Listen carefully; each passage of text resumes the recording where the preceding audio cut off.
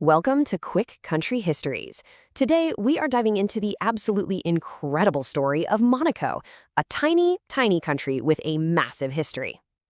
And I'm not kidding when I say tiny. Seriously, the entire country is smaller than Central Park in New York City.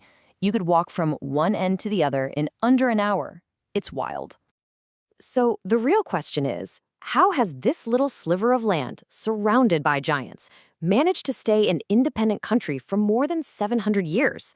I mean, through wars, revolutions, and near total economic collapse, it's still standing. How on earth did they pull it off? Well, that's what we're going to get into. It's a masterclass in strategy, adaptation, and the art of survival. Okay, so to get Monaco, you have to first get this. The story starts not with a country, but with a piece of geology. They call it the Rock. Long before it was anything else, it was a prime piece of real estate, a natural fortress jutting out into the Mediterranean. And because of its location, everybody wanted it. You just have to look at the timeline. It's a who's who of history. We've got early humans using it for shelter 30,000 years ago. Then the ancient Greeks set up a colony. Even Julius Caesar made a pit stop here before a campaign. After Rome falls, things get a little chaotic for a while until 1191 when the powerful Republic of Genoa takes over. And that is where our main story really begins to take shape. Even the famous Roman poet Virgil wrote about it, calling it that castled cliff. I mean, it was obvious to anyone who saw it. This rock was a natural stronghold, the key to controlling the coastline. All right, so we have this incredibly valuable piece of real estate. The question is, how did one single family get their hands on it? And maybe more importantly, how in the world did they manage to hold on to it for over 7 centuries? Well, it starts with one of the most brilliant and, frankly, sneaky moves in history. The legend is that in 1297, a guy named Francesco Grimaldi wanted that fortress. He knew he couldn't take it by force. So what does he do? He disguises himself as a monk, knocks on the gates at night asking for shelter, and as soon as they let him in, bam, his soldiers rush in and seize the castle. It's so audacious, and it really set the tone for the next 700 years. Now, taking the rock was one thing, but holding it was a whole other game. For centuries, the Grimaldis survived by playing their big neighbors against each other. It was a masterclass in diplomacy. They'd cozy up to Spain for protection, then when the time was right, they'd switch their allegiance to France and later to Sardinia, always calculating, always doing whatever it took to stay independent. They were the ultimate political survivors. Okay, let's fast forward to the 19th century because this is where Monaco hits its absolute lowest point, a crisis that led to its most audacious gamble yet. So, in the mid-1800s, disaster strikes. The two towns that made up most of Monaco's territory, Menton and Roquebrune, this was their entire economic heartland. They decided to secede and eventually joined France. Just look at this table. In one fell swoop, Monaco lost 95% of its land. 95%.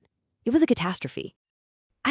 What do you do at that point? The country was facing bankruptcy. It was now completely enclosed by France. For all intents and purposes, it looked like game over.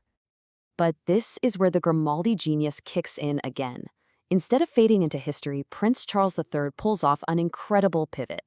First, he actually uses the loss of his land to get France to guarantee Monaco's total independence.